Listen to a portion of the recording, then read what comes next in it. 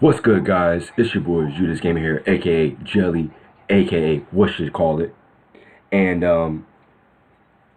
it's another reaction. So hope you guys stay tuned, like, comment, and subscribe. Let's get to it.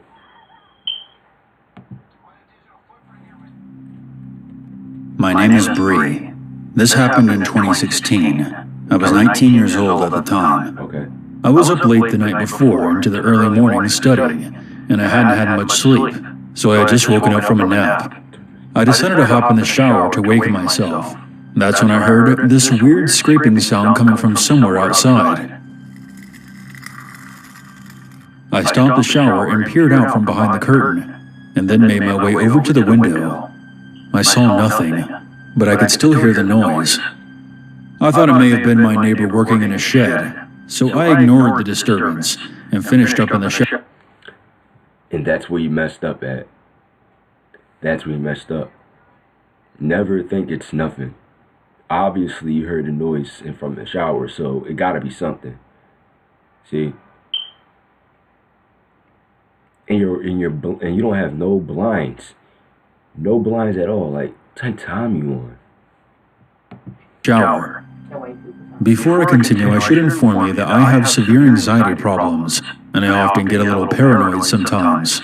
It also doesn't help that I have PTSD as well. Anyways, I was now back in my room, and I took a seat on my bed. I texted my then boyfriend and asked him what he wanted for dinner.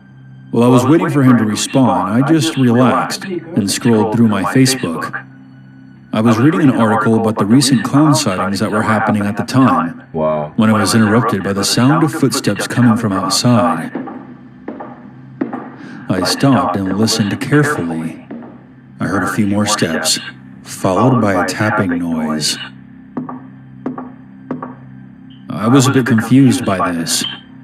It hadn't yet occurred to me that I had an unwelcomed guest outside. I was thinking why my boyfriend hadn't knocked on the door or called before he showed up. Because that's not your boyfriend. That's what people need to go. Like, no, you need to have your doors locked at all times. That doesn't make no sense. But, come on now. That's not your boyfriend. She's tripping. We usually had a routine with things like this, especially if I was home alone. He would either text, call, or FaceTime me to let me know when he was on his way home, or if he was out the door, because there had been a lot of shady activity around our neighborhood at the time. I then called out to him, and suddenly, all fell silent. I texted him and asked if he was at the door. There was no reply, so I decided to peek through the bedroom window. While I was making my way to the other side of the room, my phone started ringing. It was my boyfriend wanting to FaceTime. When I answered, he said he was about 15 minutes away.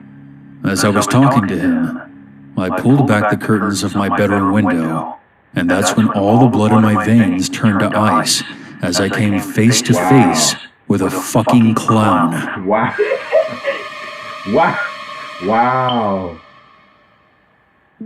I know I wasn't hallucinating. An actual clown was looking at me through the window, smiling. After my initial shock, I actually started to laugh, thinking that this had to be some kind of prank my boyfriend was pulling on me. So I played along, pretending to be terrified, and whispered into the phone, "Very funny, asshole. Love the whole scary clown thing." I chuckled and rolled my eyes. See? That's where she fucked up at. The problem is, White people don't get it. why are your blinds open? You would have never seen a clown if your blinds were open, and it's nighttime. That don't make no sense. No, white people don't get it. No, white people just Eyes. My boyfriend was confused, and I explained to him about the clown at the window, and said that he and his friend did a good job scaring the piss out of me. He seemed confused, saying that all of his friends were hanging out at the pub, and that he was not a part of any plan to prank me. Upon hearing this, I felt my stomach in my throat as I looked back at the clown, who was still just outside my window. Wow. He reached into his costume and pulled out a very real-looking butcher's knife. By this point, I wasn't sure what was going on, so I grabbed my baseball bat. My boyfriend told me that he was now only a few minutes away. He shouted at me to stay inside and to lock all the doors and windows. I quickly closed the curtains and went into the lounge. It wasn't long before I heard a loud pounding on the front door. Suddenly, I heard a creepy voice coming from the other side. Let me in, child. Wow. I didn't respond to the voice. I just stood perfectly still, waiting for the next move.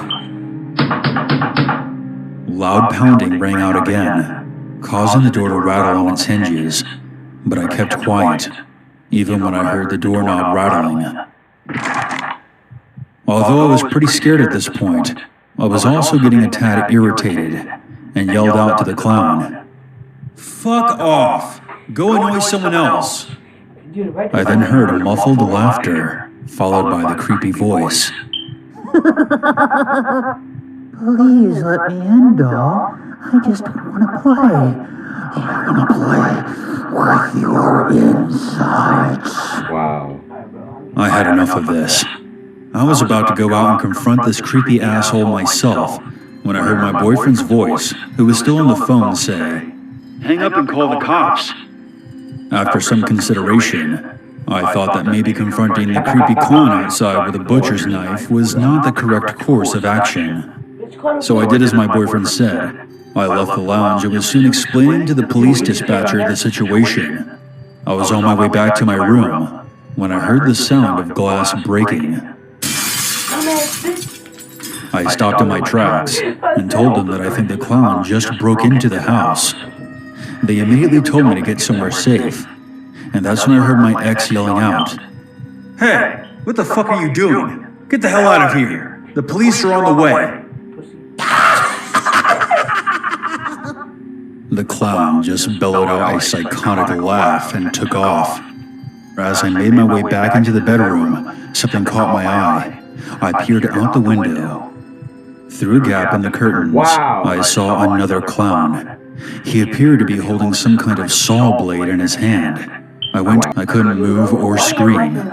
Fear then overcame me, as I realized my boyfriend was now out there with 2 creepy clowns.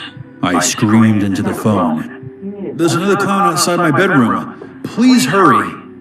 After a few moments, I was relieved when I heard my boyfriend at the back door. I quickly let him inside.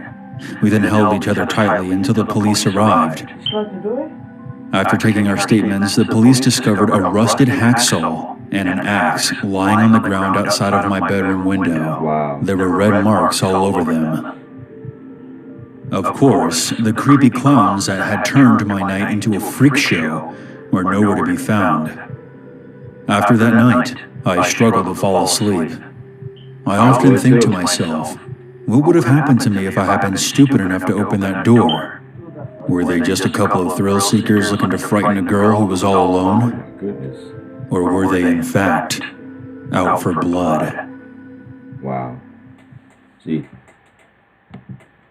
I don't understand, but first of all, she messed up by her blinds being wide open, right?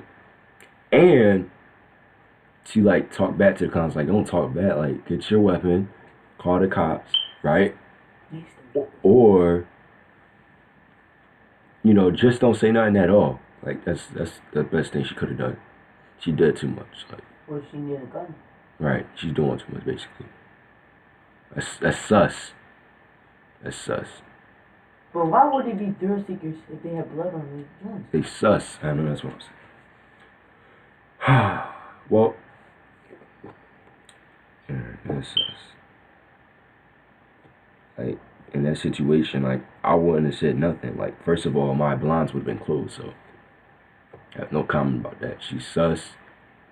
She's, you know, weird. You know, she's kind of off.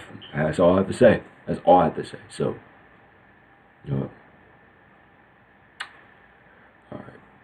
Alright, like, comment, subscribe. See you guys in the next video. Remember, stay cool, stay awesome. And follow me on social media down below. Turn on post notifications. Peace out.